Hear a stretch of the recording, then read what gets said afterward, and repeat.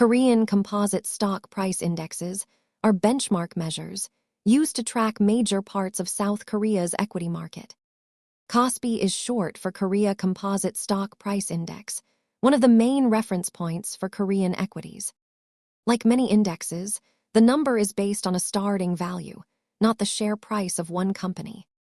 These benchmarks turn a large market into simpler signals that investors, funds, and news reports can follow.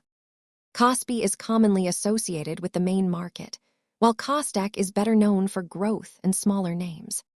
Different Korean indexes emphasize different parts of the market, from large exporters to smaller growth companies. That distinction matters because an index is a measurement tool, even when funds are built to track it. Korean stock indexes help organize a complex market. Always check what segment an index is actually measuring.